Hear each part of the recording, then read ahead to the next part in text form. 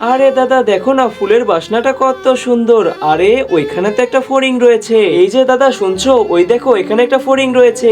এই মিনি তুই চুপ করে থাক, আমি এখনই গিয়ে ধরছি ওকে। আরে মিনি এই দেখ, ফড়িংটা তো আমি ধরে ফেলেছি। ওয়াও দাদা, ফড়িং ধরেছো? এই দেখ মিনি। আরে দাদা, ফড়িংটা তো দেখতে অনেক সুন্দর লাগছে। আরে মা, আরে কি হলো আবার? এই দেখো মা, আমরা তো ফড়িং ধরেছি। হ্যাঁ, এটা কি করেছে? দাঁড়া, তোদেরকে এখনই বোঝাচ্ছি।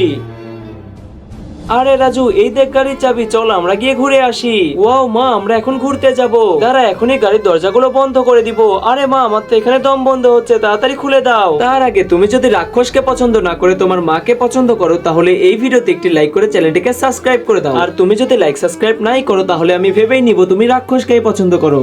না, এভাবেই থাক। আরে না মা, দাদাকে তুমি খুলে দাও। আচ্ছা দাঁড়া, এখনই খুলে দিচ্ছি। এই তো এখন বের হয়ে আয়। তোমাকে বন্দি করেছি তাই তোমার এমন লেগেছে, তোমরাও তো প্রজাপতিকে বন্দি করে রেখেছিলে। আরে মা, আমার ভুল হয়েছে, আমি আর এরকম ভুল কখনোই করব না। আমি তো এখনই প্রজাপতিটাকে ছেড়ে দিচ্ছি। হ্যাঁ, তুমি তো আমার লক্ষ্মী ছেলে।